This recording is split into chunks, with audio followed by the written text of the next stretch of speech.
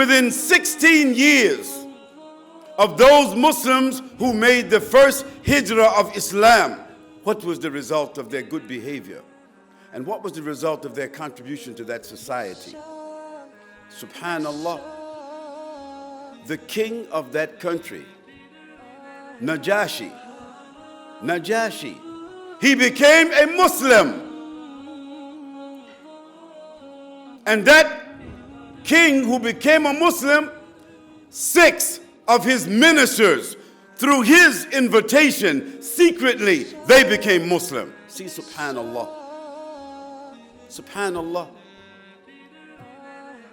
So even the king of a country, whether the Queen of England or the king of your country and the ministers of that country, if you had good behavior, if we established institutions, if we did business with them, if we did agriculture and farming and we purchased land, and they can see the contribution that we are making to the society, after some time, the vomit of the haters would be forgotten. The vomit of people like Geert Wilders in the Netherlands, his vomit will be forgotten. The enemies of Islam, they will be forgotten. And your colleagues and your co-workers, your neighbors who are non-Muslims, they will remember what you have done, what you have contributed.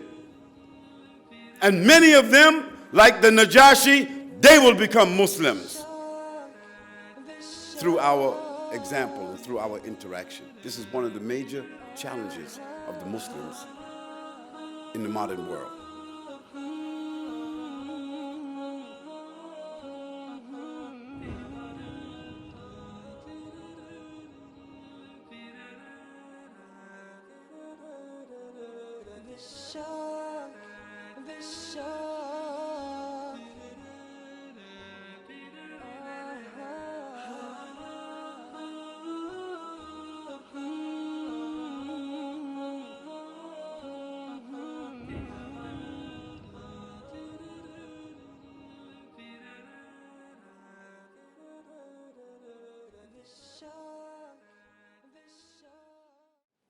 إن الحمد لله حمدا كثيرا طيبا مباركا فيه. الحمد لله وكفى والصلاة والسلام على أشرف الأنبياء صلى الله عليه وسلم وعلى آله وأصحابه وأزواجه ومن والاه وبعد. فإن أصدق الحديث كتاب الله وخير الحدي حدي محمد صلى الله عليه وسلم وشر الأمور محدثاتها وكل محدثة بدعة وكل بدعة ضلالة وكل ضلالة في النار. أيها الإخوة الكرام وأخوات السيدات، السلام عليكم ورحمة الله وبركاته. We thank Allah subhanahu wa ta'ala for the opportunity to travel throughout the earth and to meet with the Muslims, to widen our vision, to offer our nasiha, and when the opportunity arises to be able to remove misconceptions and distortions about Islam and Muslims. We thank and we commend the young men and women of the Islam Net organization for putting together this kind of a conference. I have been here twice before, and I'm very thankful to Allah subhanahu wa ta'ala to be invited again. My discussion today is about the challenge of Muslims living in the modern society.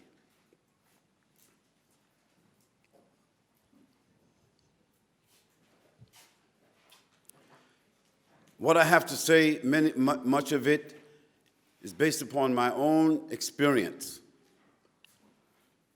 Traveling through 75 countries, now 313 cities around the world, and especially my experience traveling through the Muslim countries.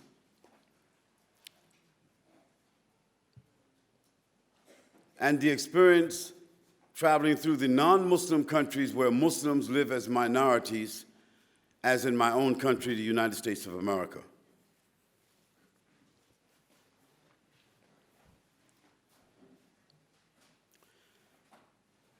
It is unfortunate that while we Muslims who live as minorities in the non-Muslim countries, where we have accessible to us unbelievable technological, material, intellectual resources, we don't use it.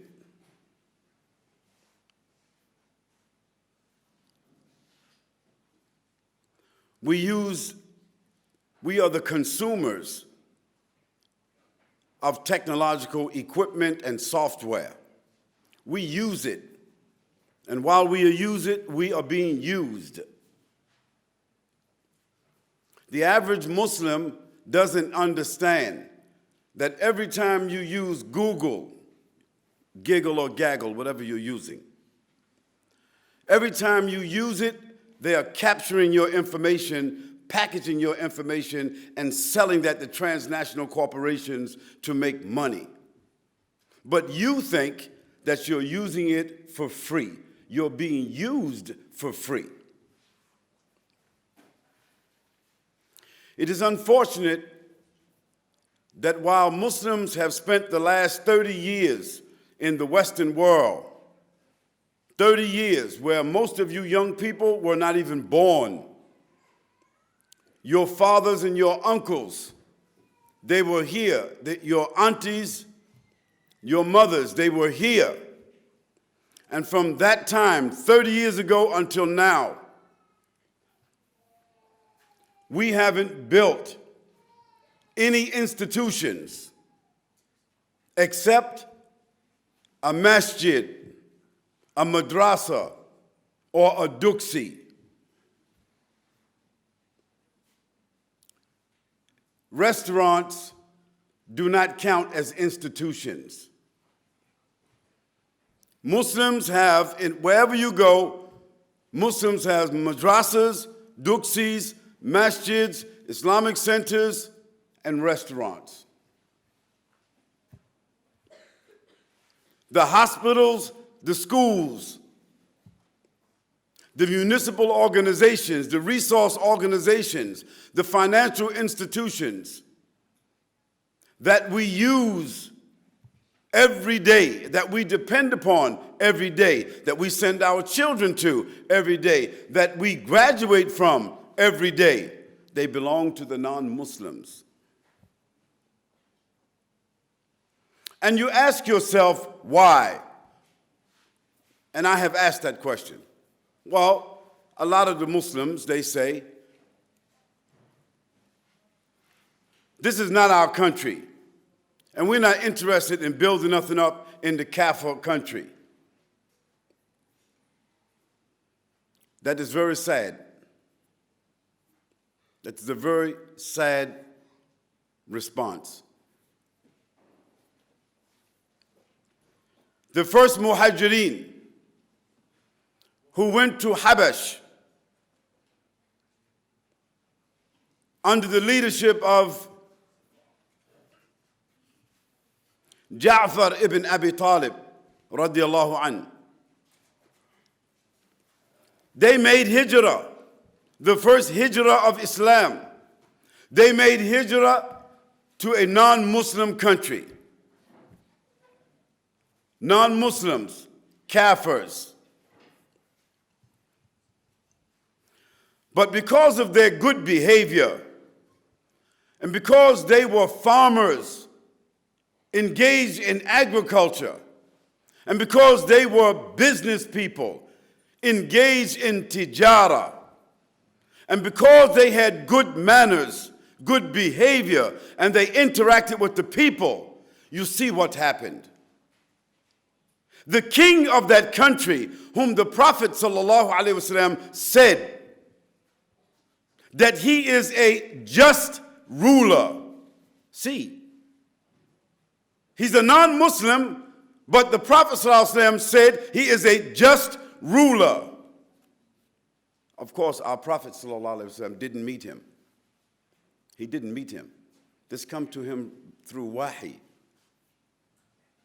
So he sent his followers to a Christian country like yours. I don't know if the king here is a just ruler or not, but they have democracy and open society.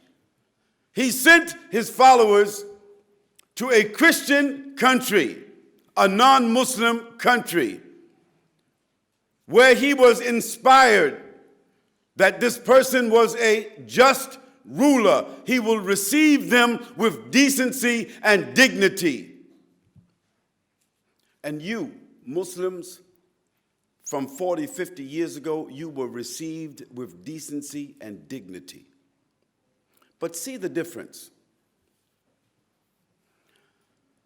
Many of those Muslims stayed in that country up until the Hijra to Medina Munawwara, to Yathrib.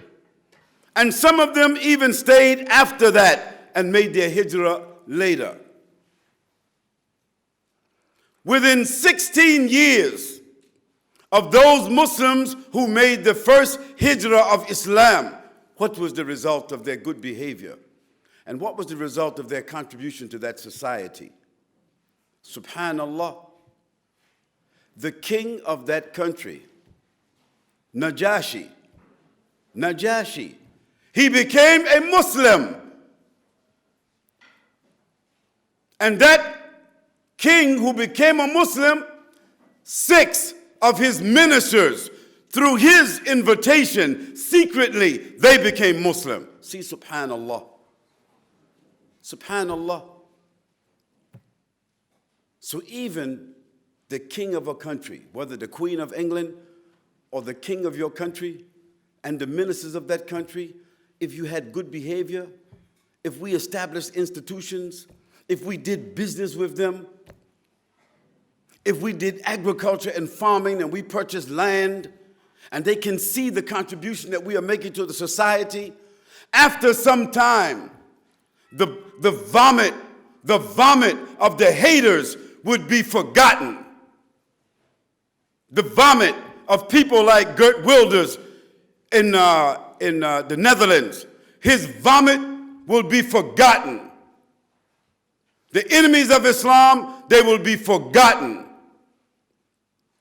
And your colleagues and your co-workers, your neighbors who are non-Muslims, they will remember what you have done, what you have contributed.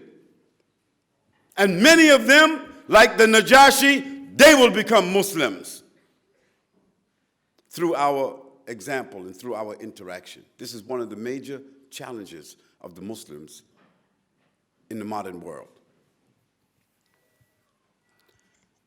Now, I understand that I have my own opinions. And alhamdulillah, in a free country like we live, we can have our own opinions. And in a free country where I live, we have our own opinions. We can speak about the government.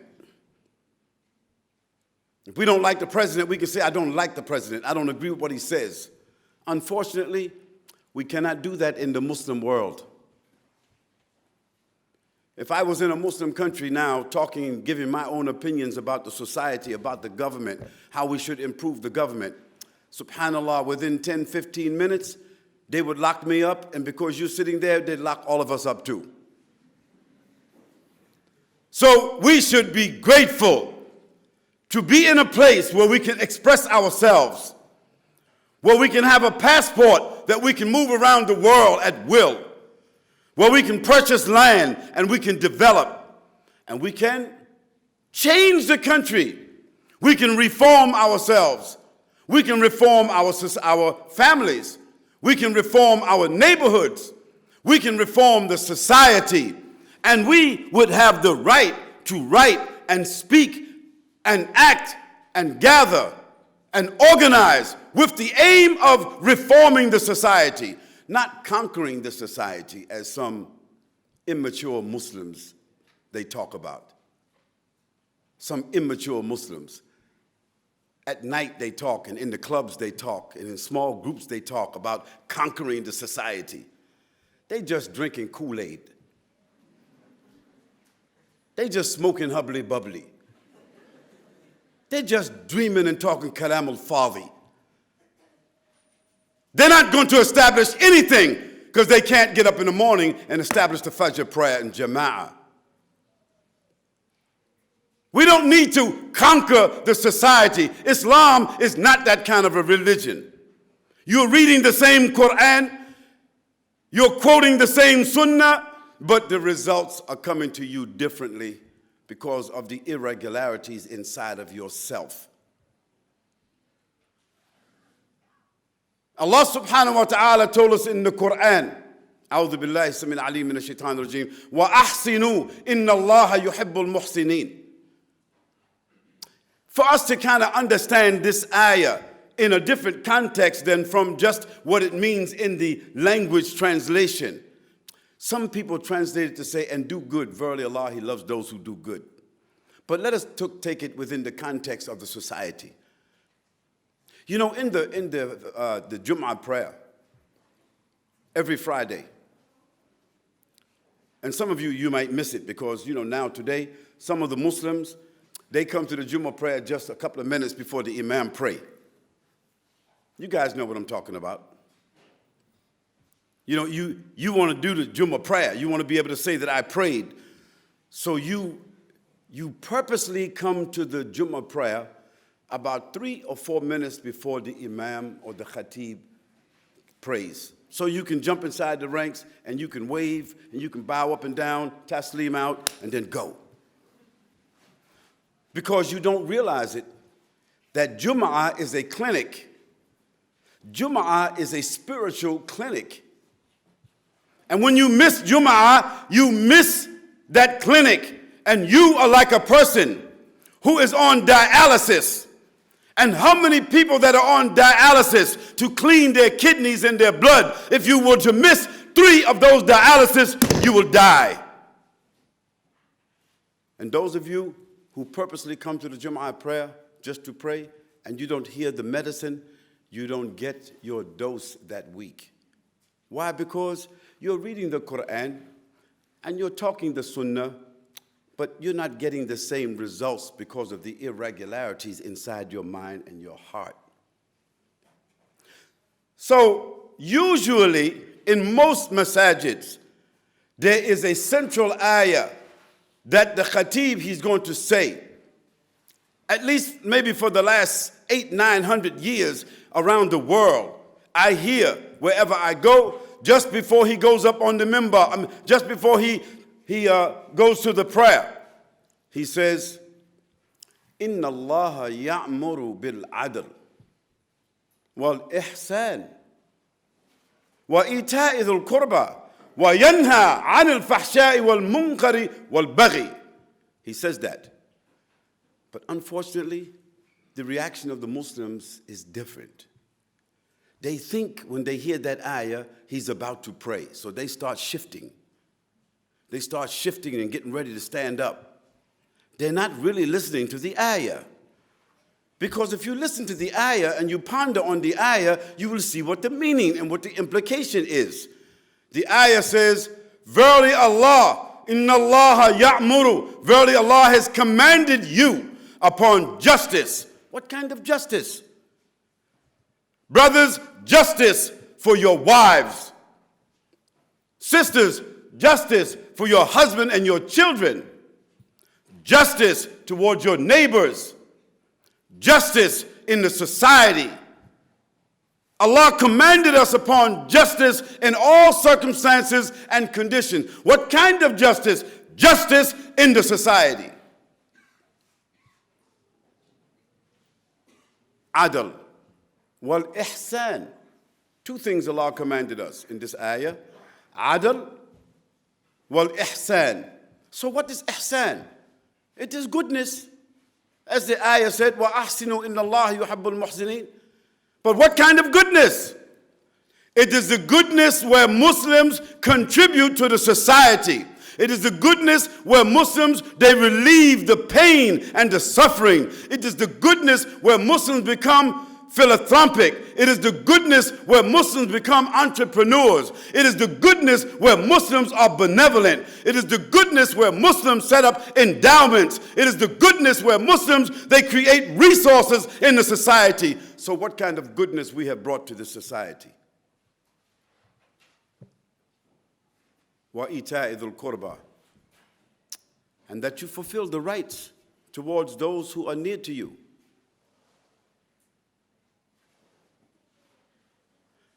And that you stay away from all kinds of crime and corruption and filthy things.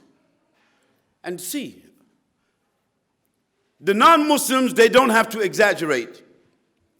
The non-Muslims, they don't have to hate and say bad things. They don't have to call us terrorists and fanatic and extremists and all those filthy things that they say as a cover-up for their own corruption. But one of the things that the non-Muslims can say, which is truthful, is how some of the young people represent Islam in the streets. Subhanallah. I just come from Copenhagen, and there's some Muslims who got their own gangs, like dogs. They're just young Muslim dogs. Oh, they pray sometimes. Oh, they wear kufi, they wear kafaya, they wear this, they wear that. They talk a lot of things. But what are they doing? They're robbing people, and they're calling it ghanima. Subhanallah. Robbing people, breaking in people's homes, stopping people in the cars in the middle of the day, pulling them out the cars, robbing them, hijacking the cars. Allahu Akbar, they saying. They're representing me? No, they're not representing me. They're the wild dogs of the Muslims. They need to be shot or contained as they're being done, you understand me, down in Brazil. If you would go down in Brazil, they got some young wild dogs in the street. But when the police catch them, they don't even take them to jail. They just shoot them in the street like wild dogs, put them in bags and throw them on top of a truck. We don't want that for our Muslim brothers, but we also don't want what kind of image that they are creating for Islam. Can you imagine that? And if you have something to say to them, brother, stop. What are you doing? If I was talking to them in the street like I am now, they would kill me. They would kill their fathers or their uncles or anybody else who stands in their way because they are jahil, ignorant, corrupt, evil. And somehow or another, the leaders of the Muslims in the masjids, they don't say nothing. And you know, silence is consent. Allah subhanahu wa ta'ala told us in the Quran, كُنْتُمْ خَيْرَ أُمَّةٍ أُخْرِجَتْ لِلنَّاسِ تَعْمُرُونَ بِالْمَعْرُوفِ وَتَنْهَوْنَ عَنِ الْمُنْكَرِ وَتُؤْمِنُونَ بِاللَّهِ. The first responsibility of the leaders of the Muslims, the umara, the leaders of the Muslims, the a'immatul muslimin, the first responsibility of them, it is to establish the prayer. It is to teach the people about Islam, whether the ahkam of it or the fiqh of it. It is to teach the people that and lift them up and give them the consciousness. But it is also their job to be in the front line of commanding what is right and forbidding what is wrong, even if it's against their own children and even if it costs them their own lives. But where are they? Subhanallah. I go to lectures like this here at least 2-3 times a month, and I look for the old guys with the gray beards. I look for them, and guess what? We don't find many of them. We have one Sheikh Haddad with us, and he's always with us. May Allah reward you for that, Sheikh. Those frontline shuyukh who's willing to be with the young people and sacrifice himself and his sleep and his time and his body and his family. May Allah reward the shuyukh like that. And may Allah reward all of them and forgive them. We're just talking about our responsibility. So we Muslims, we have to look and see and ask and be honest with ourselves. What are we contributing to the society? Because this is one of our major challenges. In a world of cynicism and mutual condemnations, It is extremely difficult to convince people of the basic goodness of human beings. In a world where most everyone have been harmed, insulted, and transgressed upon, it is very rare to find people willing to forgive. In a world of bigotry, racism, and class struggle, human beings have justified why they do not have to sit and why they do not have to listen to whomever they consider to be their inferiors or their opposition. This is happening among the Muslims. We have no tolerance for each other. For me, I say, I believe in my heart, to the best of my ability, I believe I have love and attachment to the Salaf al-Salih, radiyallahu anhum. I believe that. That is my conviction. That's what I'm struggling for, to stay upon that to the best of my ability within my capacity. But you know, some young brothers, they will say, oh, the Sheikh, he ain't that. He don't even call himself Salafi. He's a Mubtadi. He's a Kutubi. He's a Ash'ari. He's a this and he's a that. And they spend their times at night on hiding behind computer screens, using Facebook, sending missiles out, slandering the leaders of the Muslims, slandering the lecturers, slandering the du'at, and calling to themselves, Kullu hizbun bima ladayhi farihun. They all think they are the ones. May Allah forgive them. May Allah give them something better to spend their time for. But I would like to just tell the young brothers and the young sisters, if you spend 2 or 3 hours at night hiding behind a screen talking about the issues of the world and the Muslims, you're just a coward. Because real men and real women and real Muslims, they speak directly to whom they differ with, and they address problems directly, as Allah subhanahu wa ta'ala says, Ya ayyuhalladhina amanu taqullah wa qulu qawlan sadida yuslih lakum. Then Allah, He will straighten our hearts and straighten our affairs. Yuslih lakum a'malakum wa yaghfir lakum dhunubakum wa man yuti Allah wa rasuluhu faqad faza fawzan azima. This is what Allah subhanahu wa ta'ala, He guided us. In a world of bigotry, racism, and class struggle, human beings have justified why they do not have to sit and listen to whom they consider their inferiors or the opposition. And in a world of frustration and anger and great misunderstandings, it is extremely difficult to bridge differences and to accept arbitration. That's our job. When we have differences, Allah told us, فَاسْأَلُوا أَهْلِ الذِّكْرِ. The Ahl al-Dhikr is the ulama and the fuqaha.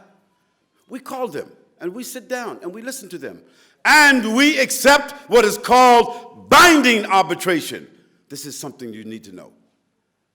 When we seek arbitration in Islam, it is binding obligation. You can't seek obligation and then leave from the arbitration and say, yeah, jazakumullah khairan shaykhuna, may Allah bless you for that, but I still got my own idea. No. Muslims, we don't do that. Not real Muslims. This is our world, and this is our society, and this is our individual and collective dilemma. In the midst of all of this darkness and pessimism, there's the need for a great inspiration and a powerful moral vision. A moral vision. A vision that everybody can latch on to. You know, there was a lady, a Christian lady. Her name was Mother Teresa. You heard her name? Do you hear her name?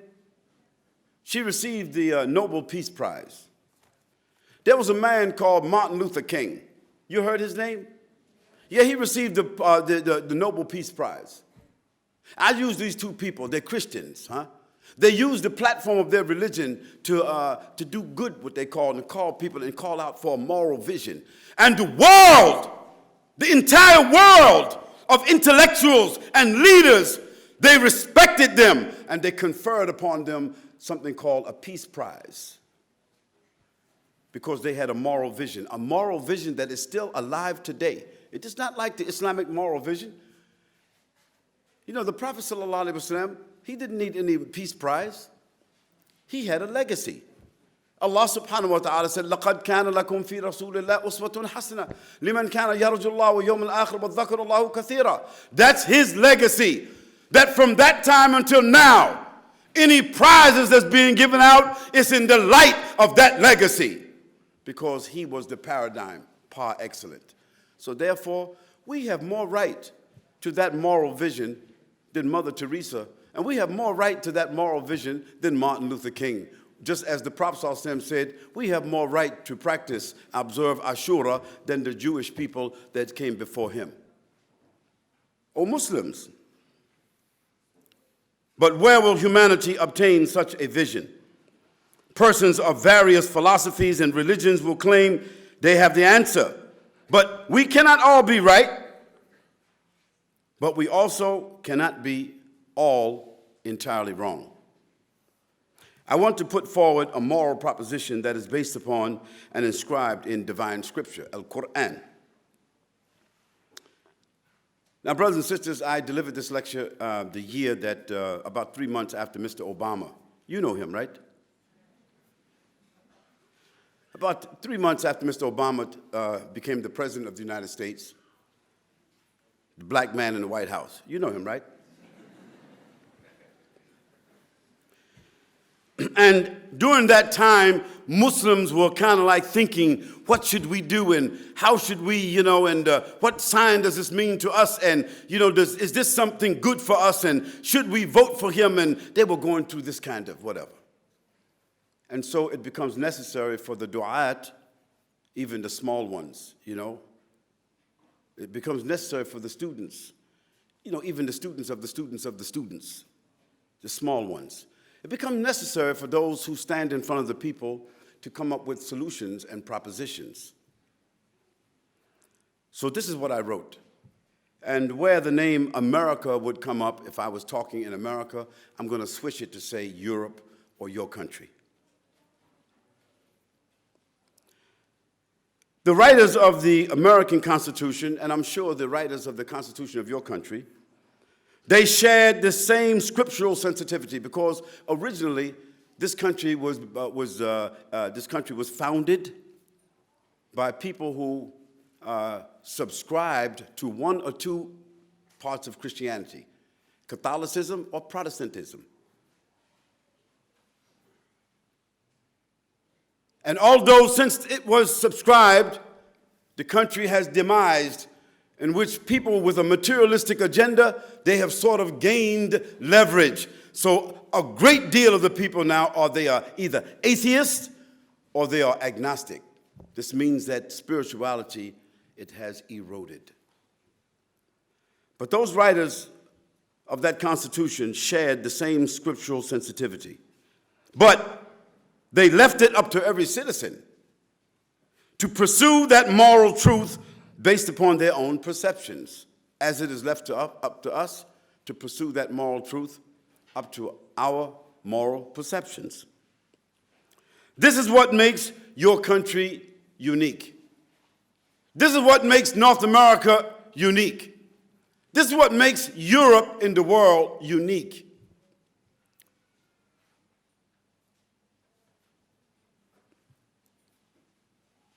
Their uniqueness and what they're presently in their present structure does not absolve them of the crimes that they have committed in order to have the resources that they have. Let's make that clear. The Dutch and the Germans, the Americans and the French and the British and the Portuguese committed unmentionable crimes. The plundering,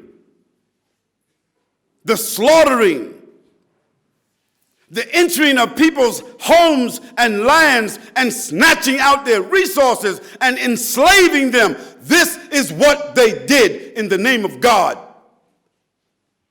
But you know, 200 years later, 300 years later, they wear pinstripe suits and they sit in their parliaments and they talk about democracy because they have become smooth criminals. But let's be fair and let's go back to the history and see how things developed. This issue of liberty, personal, private, industrial liberty, this is what makes Europe and America unique. That the individual has rights that cannot be encroached upon by the government. You know, the Europeans, and I'm in my country, they have so much individual rights that they have went to the far right or the far left with their rights. Where Allah tells us, yes, the individual has rights, but also the leadership have rights, the government have rights, and the individual cannot follow their rights or pursue their rights in subversion of the government. And the government cannot pursue, you understand me, their interests in subversion of the personal rights. This is what Islam has given to us. But unfortunately, in the Western world, in the modern world, they have given the individuals, whether individual businessmen or industrial people or individuals in their own particular rights or ideas, they have given them so much rights that they can now subvert the interests of the society.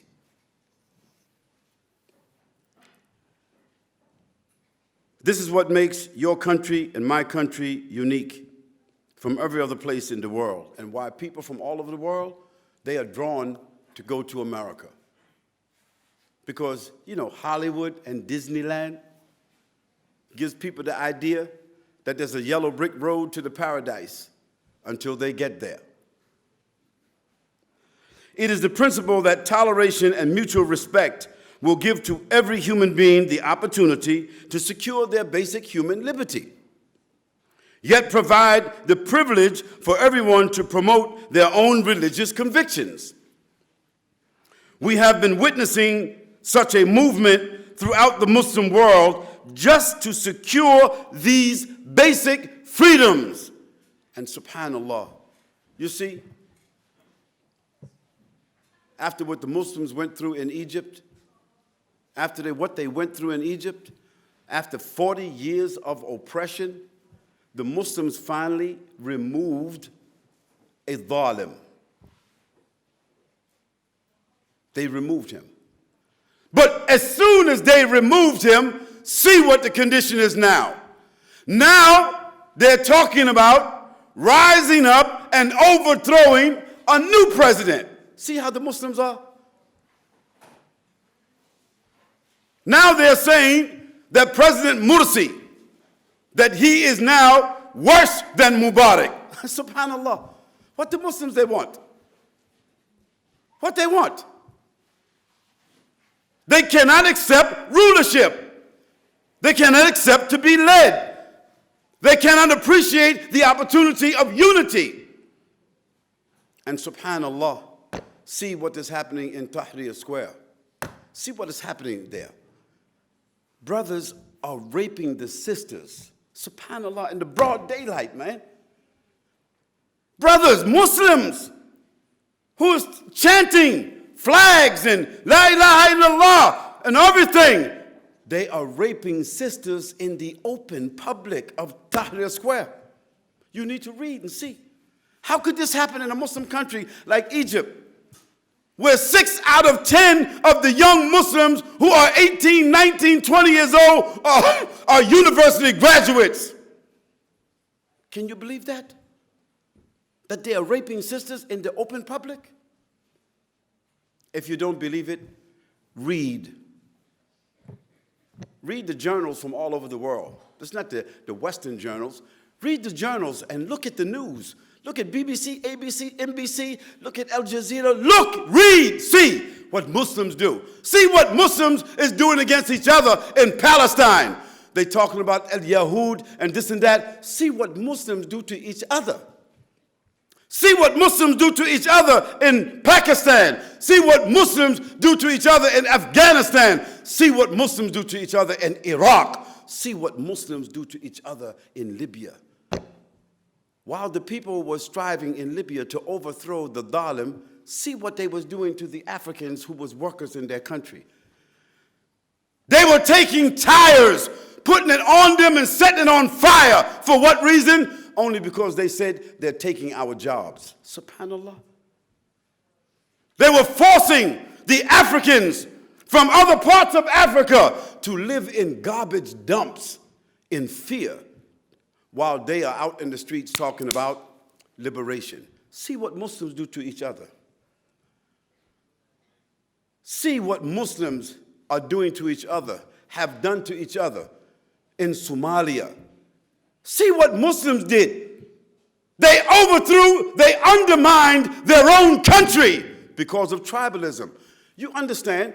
And so, brothers Somalis and sisters Somalis, don't be getting no attitude with me. I'm Somali. Let's go waran. So do other. At least I'm half Somali. My wife is Somali, so I think I got a right to talk to my family. But see what Muslims do to Muslims.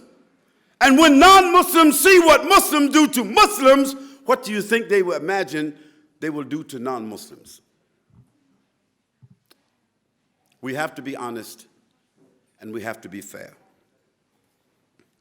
In a free and democratic society, this is how visions are born, and this is how they are cultivated.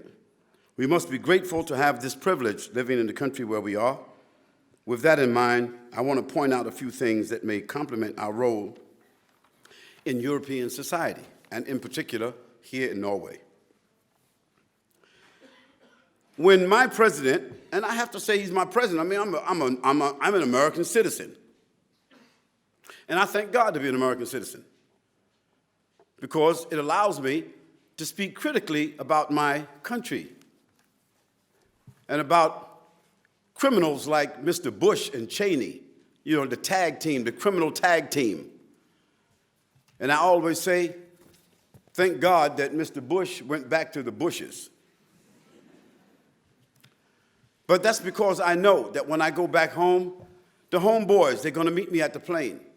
You know the homeboys. Homeland Security. They don't wait for me to come downstairs with my baggage. They meet me at the plane. And they make an announcement. They tell everybody, please have your passports open to the picture page. And I know they're actually waiting for me. So I sit in my seat and I wait for everybody to get off the plane. So I'm the last one, and I got my passport open to the picture page. I say, I'm the one you're waiting for, guys. And I also say, hey, guys, look, you got the coffee and the donuts waiting downstairs? They said, Mr. Yasin, that's not what we do. Okay, good. Take my bags. They said, Mr. Yasin, that's not what we do. I tell them, you need to do that. You wasting my time. And I'm a taxpayer, and I'm paying your salary. And you guys are asking me the same stupid 15 or 20 questions every time. It's in the computer, man. Go back and read it. Nothing has changed. And I also remind them, you guys are late. If you're trying to catch me doing something, you are at least 50 years late. But I say, I understand. And you guys shouldn't be paranoid because, I mean, Obama, he did get Osama. But I say, in that case, you were also late. Because that wasn't the real Osama that you should have been worried about. The real Osama was Osama bin Zayd. Did you guys read about him? Well, there's some babies, some sons that's in the womb. And there are some Osamas that are 5 or 6 years old now. Those is the Osamas you need to be worried about, not the one you think you just got. He was a very small Osama. They laugh, and I laugh too. Mr. Obama, when he ran for the presidency, was on the platform of the need for change. The theme of his campaign was a need for change. Wow, isn't that powerful? And I knew he didn't come up with that by himself. He read the Quran. He knew the Quran said Allah will not change the condition of a people until the people change the condition within their own self. So he took that out of the Quran and he boxed it up and he branded it. And that brought him into the White House. Because he knew that the most important thing for Americans to focus upon was a change in their thinking. When Mr. Obama won the election to that great office, he delivered his inaugural address, and he specified the areas which needed the greatest concentration for change. He said the economy, he said healthcare, he said environment, he said energy, he said crime and corruption, he said education, he said parity in sharing the resources, and he said also to become those that only engage in just wars. Well, we have to understand that Mr. Obama himself, he was only speaking rhetorically. He knew he could not do much because he's only the president of the United States. But there's another group of people who are ruling the United Snakes. See, there's a group of people who are the United Snakes, and they really have the greatest influence over the president of the United States. So since Mr. Obama understood that, he spoke rhetorically. But we Muslims, we should read into that because it is also our concern. It should be our concern about the economy. Allah subhanahu wa ta'ala told us in the Quran, "O you who believe, consume only the good things which we have provided for you."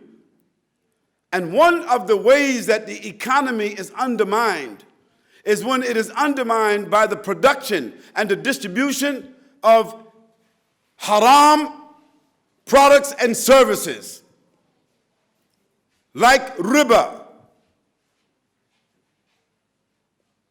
Muslims should be coming up with an alternative. When somebody keeps asking the question, "Sheikh, what can we do if we got to live in a house and we don't have money? Can't we, under those circumstances?" I don't give any fatwa. I tell them, "Fas'aluhu ahla dhikr." Go ask the people who themselves are the experts in that issue. Go ask the people who themselves are the scholars of your society. Go and ask the people to find solutions for you. It's not for me to tell you what you should do and what you should not do. "Sheikh, what can we do? If I want to go to school, I want to get a graduate degree, but I don't have money. What can I do?" It is the duty of the scholars and the thinkers among the Muslims to find the solution, and not simply to tell the people, haram, haram, haram, haram, haram. We know what the boundaries are, but they need to give us the tools. They need to give us the guidance to be creative and to be innovative outside of the religion, to be innovative in the society, in the development of resources and the development of institutions, alternative ones that could take us away from the haram towards the halal. And after 30 years, we're still asking the same questions. Islam is a system dedicated to personal and social reform. Personal and social reform. Therefore, we have to enter the discussion about the economy. Some of you Muslims in the university, you need to take economics, whether macroeconomics, industrial economics, the international economics. You need to take economics. Get a degree in economics so you can enter the field and the discussion. The Prophet ﷺ said, "Take care of 5 before 5. You know that hadith. And one of those is take care of your health before your illness. You take for granted the issue of health care because you live in a country where health care is reasonably guaranteed everybody. Is that correct? You're very fortunate. Suppose you were living in Egypt. There's a joke. They say, don't get sick in Egypt. Do not go to the hospital in Egypt, because if you're not really sick, you're going to be sick. You know, it's a joke, but lots of times jokes are built upon reality. Do you know any Muslim country where health care is guaranteed everybody to any level that you need? Muslims should be grateful to be living in Europe, because in my country, if you get sick and you don't have health care, you'll die in the street or you'll die in your home. You'll bleed while you're in the hospital and you'll die sitting right there. This is my sophisticated America. You Muslims in your country, you are reasonably guaranteed education up to a certain level. But in America, we're not guaranteed anything. You see, you take things for granted because it's right in front of you. But when you don't have it, you can appreciate it.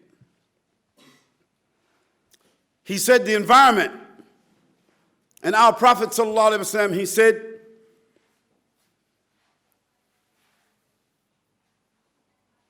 all human beings share in three things: fire, water, and grass.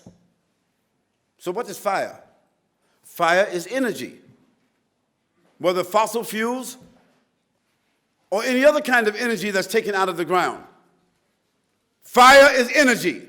So that means all human beings share in energy, and no individual and no group and no family have the right to harness the energy for themselves and control it, because they will definitely use it to exploit the rest of the people. And water and air is shared by all the human beings and all the animals on the planet. No industrial people have the right to throw smoke and filth into the air and filth into industrial waste into the oceans and the rivers in order for them to make their profits, to make their industrial profits, while they pollute the water and air sources of the human beings. And no human beings have a right to manipulate the agriculture, because whoever manipulates the agriculture, this is a grave manner of exploitation of the human beings, because we are all dependent upon the agriculture. Fire, water, and grass. Grass is agriculture. Nobody has the right to manipulate that. And this company called Monsanto, that owns 89% of all the genetically modified organisms in the world. One company owns 89 to 90% of all the genetically modified organisms in the world. And you need to take a look, do a little research, do a white paper on genetically modified foods. Subhanallah, you will see. So our Prophet ﷺ, long time ago, Allah inspired him upon these things that Mr. Obama, he spoke about. And as for crime and corruption, Allah subhanahu wa ta'ala ordered the Muslims to be in the forefront of commanding what is right and preventing what is wrong. We are supposed to be in the forefront and not in the neighborhoods shooting each other and sponsoring crime and corruption in our neighborhoods. And as for education, Allah subhanahu wa ta'ala, he sent so many ayats to us about education, including the first 5 ayats of the first revelation that he sent. And Allah subhanahu wa ta'ala, he reminded us, إِنَّ فِي خَلْقِ السَّمَاوَاتِ وَالْأَرْضِ وَاخْتِلَافِ اللَّيْلِ وَالنَّهَارِ, this ayah. He told us to ponder, to reflect, to educate ourselves. He told us to read. He told us to write. He told us to research. He told us to reflect. He told us to meet with other people, build up resources so that knowledge would precede words and deeds. And as for war, the Americans and the Europeans have no right to counsel anybody about war. They are the warmongers. They are the most aggressive, subversive people when it comes to respecting the land, the rights, and the resources of other people. We can just go into the history of the Europeans for the last 200 years and what they have done to South America. and what they have done to Africa and what they have done to Asia with their colonialist ambitions. And they continued to do that until they had to stop. They only stopped when they had to. Otherwise, they would still be colonizing the world. And today, they're still trying to colonize, but they're being slick about it. They're calling it a new world order. So that the countries that they gave their freedom to are still living, most of them, on $1 a day. Can you believe that? The countries that they have given freedom to, after they colonized them, exploited them, and left, they left people in place who themselves would continue to exploit the country on their behalf. And most of the countries that received their freedom from these European devils are living on $1 a day. And there's a statistic I want to share with you that I share with some of the European intellectuals who are so humane. You know, they're so humane. In Europe, the average person spends more on their dog and cat than the entire budget of the third world. Can you believe that? The people that own dogs and cats, they comb them, they groom them, they put nice suits on them. Dog food and cat food in Europe, if you took just what the budget is for dog and cat food in Europe, is greater than the budget of the third world. Subhanallah. And they're being humane. And this is why they fear Islam, because they know that if Islam comes, the real Islam comes, one of the objects of Islam is to remove the disparity of wealth, so that the wealth does not reside in one place and stay in that one place, but that gradually that wealth is weaned away from the people who is holding it, and it is distributed among the people. And that Islam has a history. Islam has a history. And they are not referring to us, but they're going back to the first 300 years of Islam. And they saw what the 300 years of Islam, it did to the world. And they never want that to happen again. Dear brothers and sisters, our challenge is to integrate the principle of Amr bil Ma'ruf wa Nahy al Munkar. Our challenge is to be known as just people and benevolent people and highly moral people. We Muslims should become familiar with these issues, and we must use our faith and our insight to offer viable solutions and or propositions to the American people or the Western people or the people of Norway towards these very serious issues. We have been ordered in the Quran so many times, ittaqillah. The Prophet ﷺ said, ittaqillah. The Prophet ﷺ said, ittaqillah haythu ma kuntum. وَاتْبِعَ السَّيِّئَةَ بِالْحَسَنَةِ تَمْهُهَا وَخَالِقِ النَّاسِ بِخُلُقٍ حَسَنٍ. See how the Prophet ﷺ spoke. We should strive to both understand and implement the Quran and the authentic Sunnah of the Messenger of Allah sallallahu alaihi wasallam within the context and framework of the Constitution and the society. We should develop a thinking and a commitment to Islamic community, not Muslim ethnic, culturally driven communities. We should make a commitment to Islamic community, Islamic leadership, and the development of all the skills and products and services that will empower us and complement the society. We should strongly urge, in fact, we should insist upon our respected leaders to collaborate with each other, to cooperate with each other, and to galvanize the Muslim community in order to address not only their particular issues, but the critical issues of the society.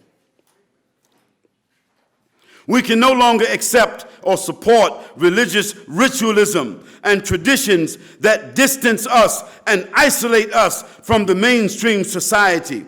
We have to be involved, caring, empathizing, and contributing to the welfare of the greater society. We must engage in open dialogue, interfaith discussions, forums, and projects that will allow the Islamic values to be exemplified. We should remember that we are not simply a faith-based community, rather we are a community with a clear mandate to establish the faith in our society. We should feel the overwhelming compulsion to preach, teach our faith, inviting with clarity, confidence, and wisdom every human being, regardless of their social status. We must believe in the excellence of Islam and its historical capacity to engage, to compete, and to prevail in any environment, at any time, and under any circumstances. We must develop and sustain the belief and the certainty that the Islamic system is the very best solution for the entire world and also for this society where we live in. And we Muslims must be prepared to put forward the proposition and point to a very clear and irrefutable evidence for what we are saying. Allah will hold us accountable for all the privileges and opportunities that we have been given as Muslims in a modern world. And He will ask us on the Day of Judgment, what contribution have you made as a sign of your gratitude for the people that gave you something? When Muslims show their genuine concern, when Muslims are grateful, when Muslims put their hands out to work and not put their hands out to beg, when Muslims put their hands out to work and contribute, other Europeans, other Norwegians, in my case, other Americans, they will take notice. When Muslims commit themselves to launch a social reform movement, as our Prophet ﷺ belonged to Hilf al-Fudul, a social reform movement. When we Muslims launch a social reform movement with our faith in this country, others will listen and some will respond, and then we can put forward some of the moral propositions and principles that can save our country. I truly believe that we Muslims are holding the keys to stabilizing this country and other countries that we live in. But we can only use those keys when and if we can think outside the box of our personal desires. When we can think outside the box of our personal cultures and ethnicity. When we can think outside the box of our neighborhood. And even think outside the box of your society to think about the world. This is the development of a world global view.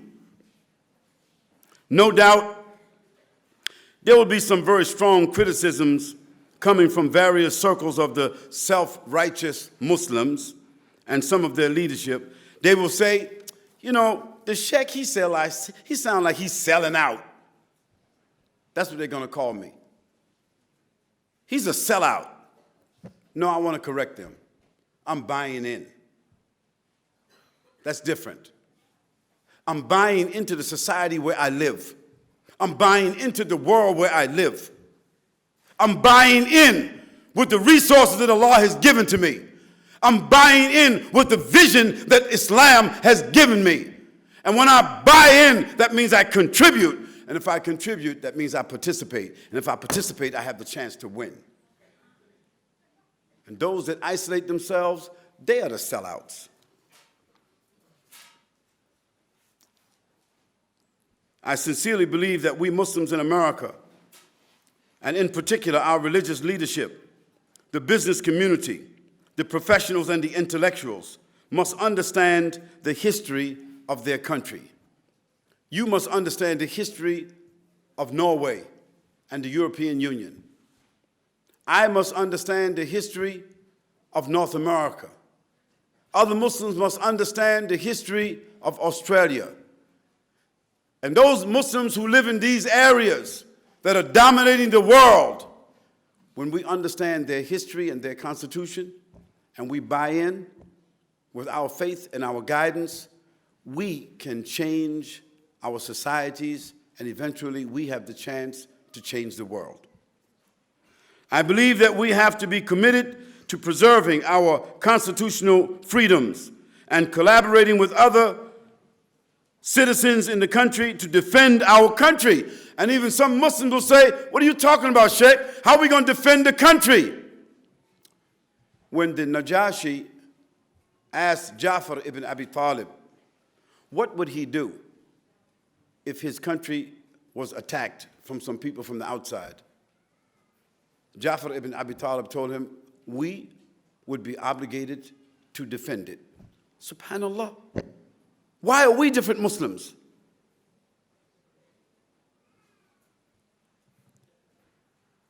I believe that we have to be committed. And of course, that statement should be placed within the context of good advice, consultation, thinking, involvement, understanding. It is not a statement that is made in some kind of a vacuum. I believe that we have to be committed to preserving our constitutional freedoms that are given to us and others, and collaborating with other Europeans to defend the values of Europe and the values of the Muslims who live in Europe from the immoralities of people who themselves have their own godless agenda, including the drug sellers, the homosexuals.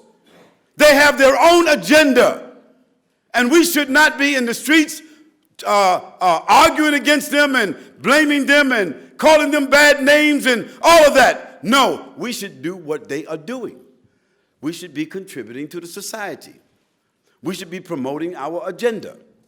We should be pointing out why their behavior is wrong, why their behavior is subversive, why their behavior, is subversive to the welfare and the health of the human beings. We should point it out from a clinical point of view. We should point it out from an intellectual point of view. We should point it out from a social point of view. And finally, we should point it out from a moral point of view, because that's our job. We ask Allah subhanahu wa ta'ala that the Muslims will wake up and smell the coffee, that they will appreciate the freedoms that they have, and that they will use the liberties and resources that Allah has given to them. We ask Allah subhanahu wa ta'ala that this generation that's in front of us, that they will receive good advice, and they will think about themselves and think about their mothers and their daughters and their sisters and their wives, and they will think about their social responsibility, and they will think about their social responsibility in the society that has given them so much, and they will want to change themselves and change their families and also eventually change the society. And I think that these culminate into the major challenges facing the Muslims in the modern world. We say, Subhanaka Allahumma wa bihamdik wa nashhadu an la ilaha illa ant wa nastaghfiruka wa natubu ilayk. Wassalamu alaikum wa rahmatullahi wa barakatuh.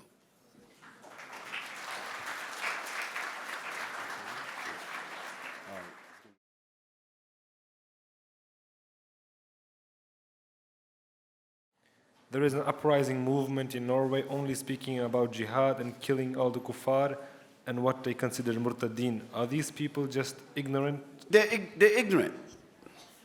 They're just ignorant. The brothers are not able to kill their own nafs, but they want to go out and kill kuffar. The brothers can't take care of their families. The brothers are disrespecting the sisters. The brothers are not giving nafqah to their wives. The brothers are disrespecting their mothers and fathers. The brothers are living off of the welfare.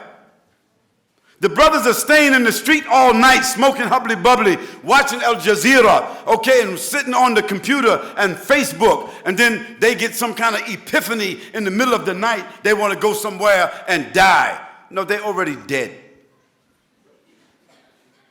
They're already socially dysfunctional. It is very sad that a young man, he wants to kill somebody before he has brought anything to life.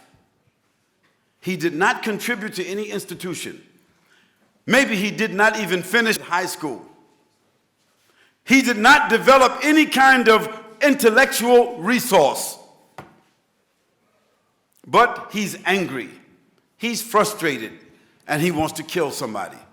Well, he needs to kill his nafs, because I don't think that it's a matter of courage or integrity that he's going somewhere to fight and die. He's going somewhere and he's going to send a picture back and tell the brothers, yo, man, check me out, man. I'm out here doing jihad, yo.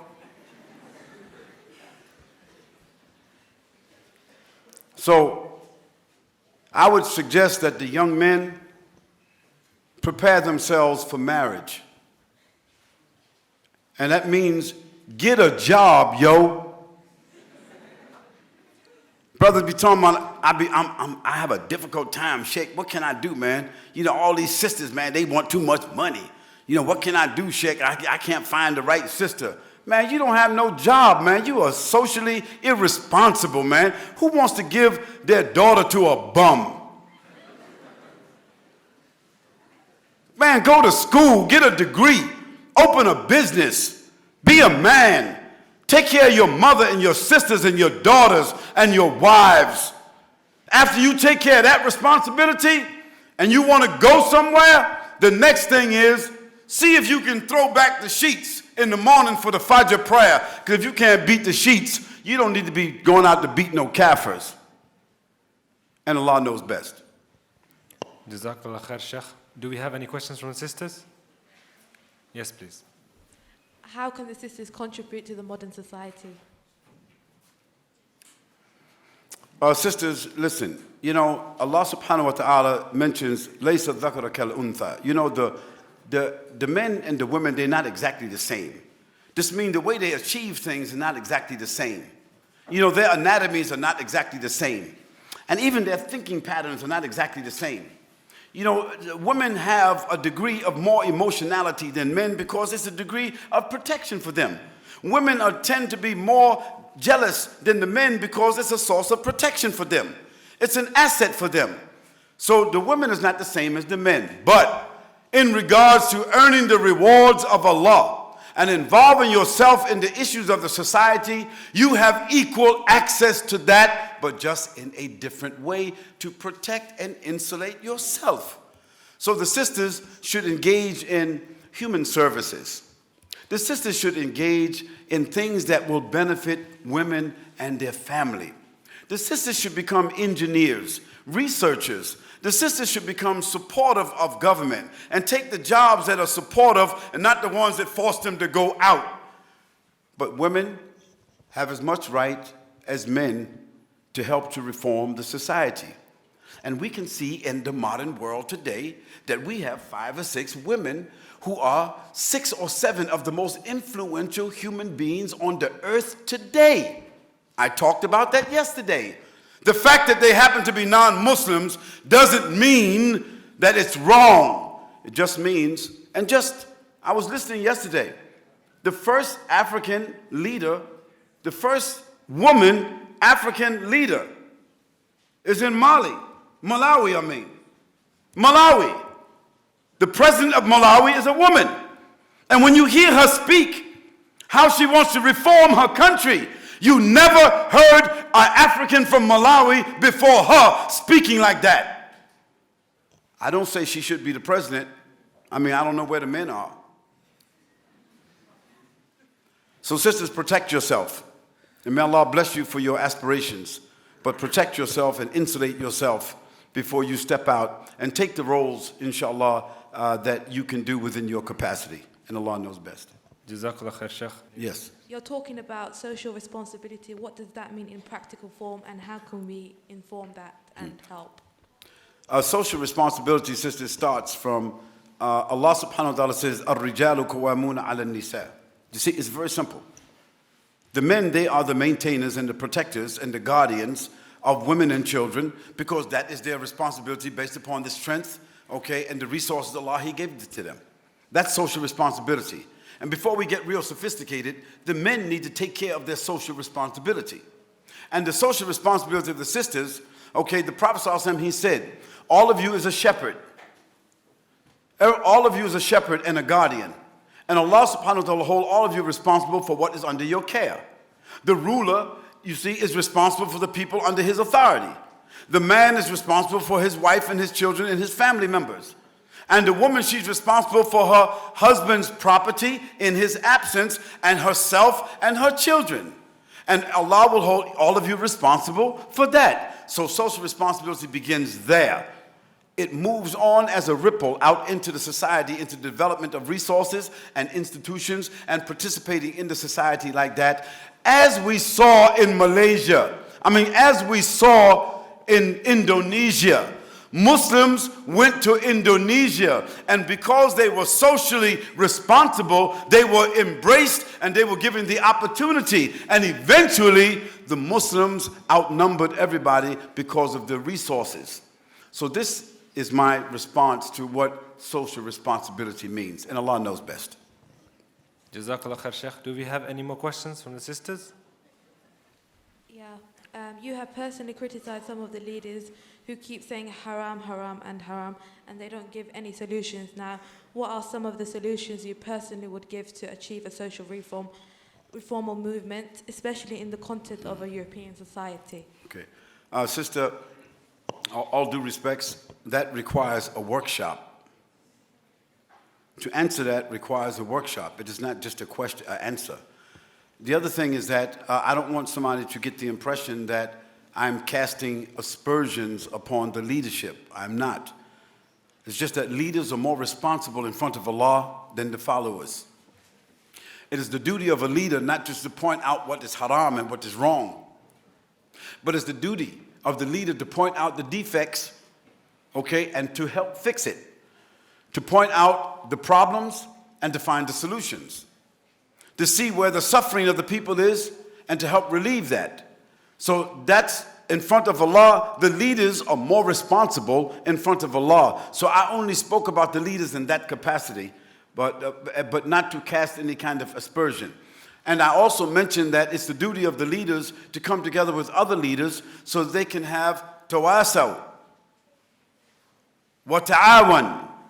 They can come together and they can consult each other and support each other and collaborate together and cooperate together to deal with these problems. So the leaders need to have intermittent, that means periodical, workshops, not lectures. And then we should start integrating into this here lecture model workshops. Like you have a lecture and then you have 45 minutes of workshops with all that space that's on the other side over here. It would be beautiful to have a 1-hour lecture. And then after that, for the people to split up and into 10 different workshops and then come back from those workshops with the result of those workshops and then have another lecture and then workshops and then at the end summarize what we got from the lectures and summarize what we got from the workshops. This is a model that's being done all over the European world inside the universities and creating think tanks. So that's part of the social responsibility model that I'm speaking about. And Allah knows best. Jazakallah khair, Sheikh. As a new question, should we call to remove democracy in Norway and implement Sharia here, or should we begin with the Muslim countries? How would the Prophet ﷺ do? This is just silly. People just think, man, like it's kind of labels, remove democracy, install Sharia. What kind of stupidness are you talking about? Allah subhanahu wa ta'ala, He could not have given the Prophet ﷺ the ability to establish Sharia in Mecca. Allah, He could not do that. He didn't do that. Allah subhanahu wa ta'ala, He cultivated Iman in the people. Then after that, He moved the Prophet ﷺ to another place move him to another place that he could develop his influence. And over a period of time, the Prophet ﷺ consolidated his influence. Where? In a place that came under his feet. He could not establish jihad until he had domination of the land. Muslims, they want to eat from the welfare and establish Sharia. I mean, brothers, what are you smoking? Let's just leave all that kalam al-fadhi. Let's leave all that rhetoric to the side, okay, and stand up and be men. Evaluate yourself. What you have what you have contributed. What have you accomplished? What have you invested? What kind of man are you really? Are you taking care of your wife and your daughters and your sisters and your mothers and your aunties? Are you in obedience to an amir? Do you belong to a community, an organized body of Muslims?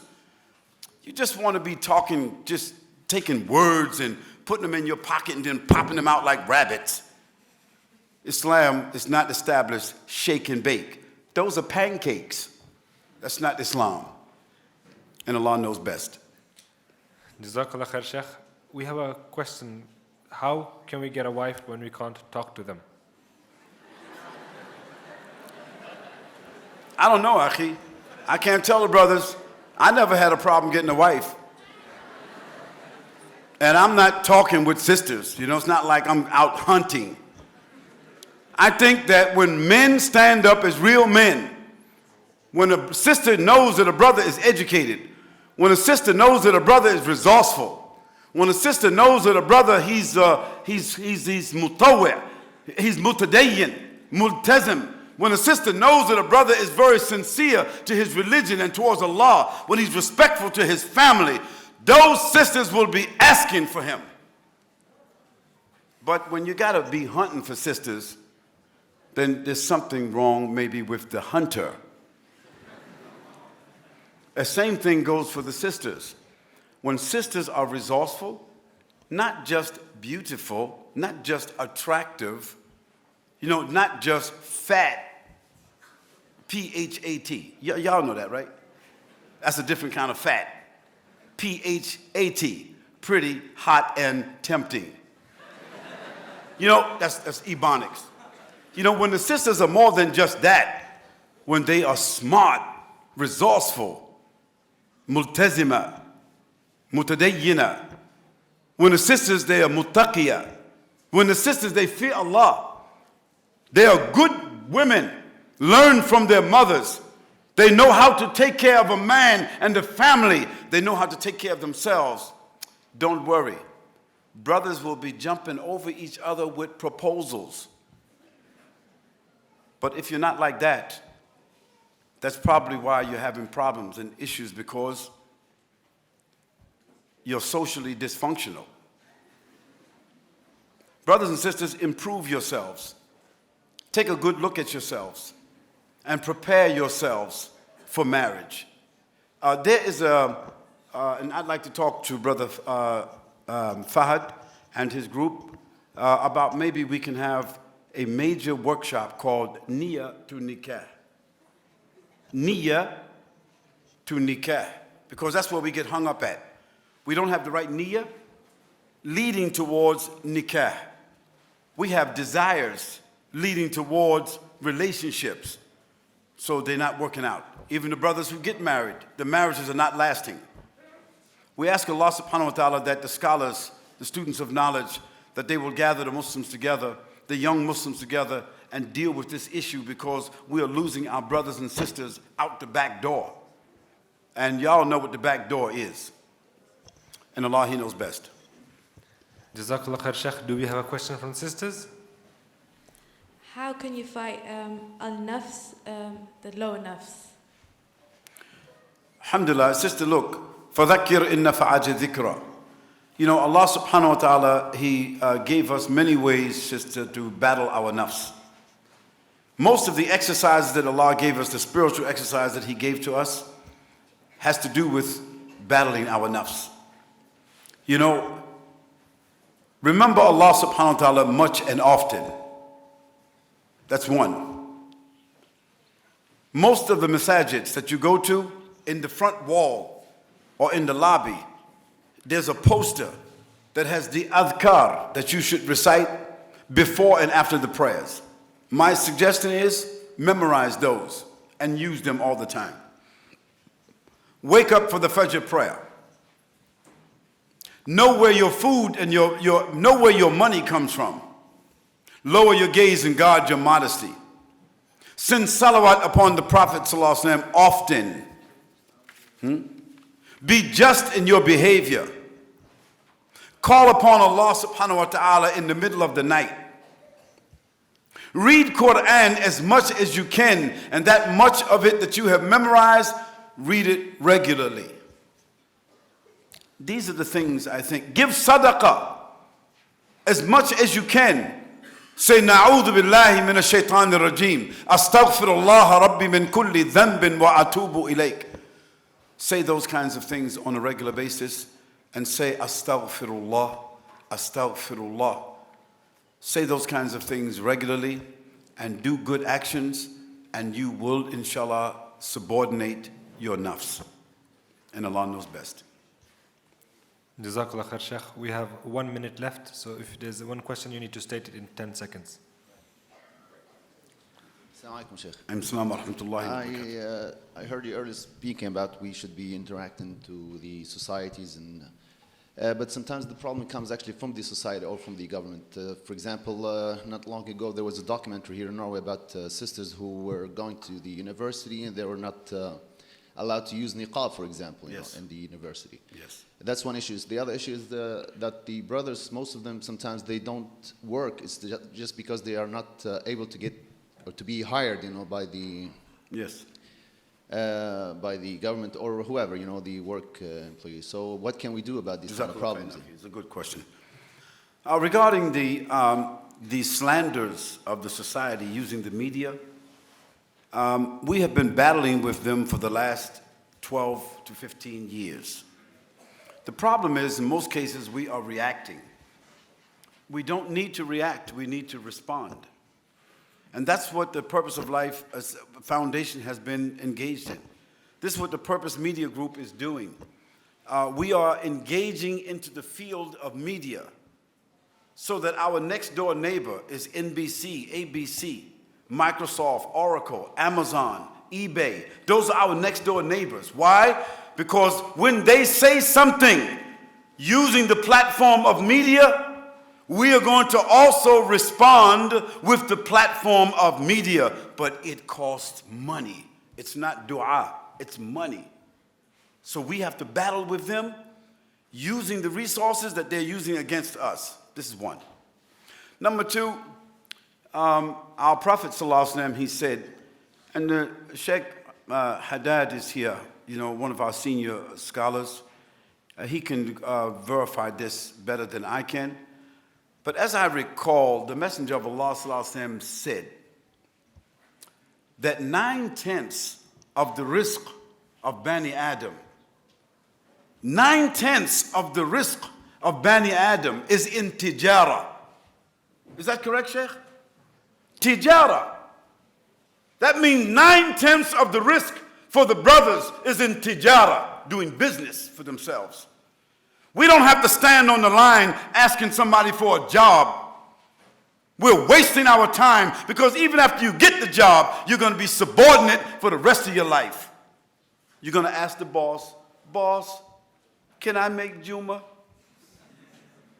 Boss, can I go make Hajj? Boss, is it all right for me to grow my lihya? Boss, no. Do business. Along with whatever else you do, learn how to do business. And our sisters learn how to do business because one of the biggest businesses in the world is the business of social media. Our sisters can control that business from their homes because sisters, they like to talk. So if our brothers and our sisters concentrate on doing business, using multimedia, doing business and trade, they don't have to ask anybody about what they want to wear, about where they want to go. They don't have to ask anybody about a job. They don't have to worry about taking care of a wife. And eventually, if Muslims do business, their character is going to become known through their business. And this is how Indonesia as a country was overwhelmed by the Muslims through doing business. And Allah, He knows the best. Brothers and sisters, I want to thank you so very much. I want to thank the elders, the students of knowledge, the leaders of the Muslims. I want to thank the sisters, the mothers, the daughters, the wives. I want to thank all of them for coming out with their children in some cases. I want to thank the brothers who did the hard work to coordinate these set of lectures. Especially I want to commend my young brother Fahad. I have been watching him over the years. And we ask Allah subhanahu wa ta'ala, if you had 10 or 20 hard workers like this young brother, and I don't want to say it in his face, but we should be grateful and thank the brother and his colleagues for the kind of work that they're doing. And may Allah subhanahu wa ta'ala bless all of you who came and paid for a ticket. Good. But don't think that the ticket entitles you to anything more than just what you have enjoyed. Before you leave, if they have some kind of fundraiser so that they can buy a place like this here and not have to rent a place like this, you should give them whatever you have, so that one day Muslims in Norway, Muslims in Sweden, Muslims in Netherlands, they will have halls like this that belong to the Muslims, where they can pray and also where they can say. And we ask Allah subhanahu wa ta'ala to forgive all of us for our shortcomings. We say subhanakallahumma wa bihamdika wa nashhadu an la ilaha illa ant wa nastaghfiruka wa natubu ilayk. Wassalamu alaikum wa rahmatullahi wa barakatuh. Jazakallah khair, Sheikh.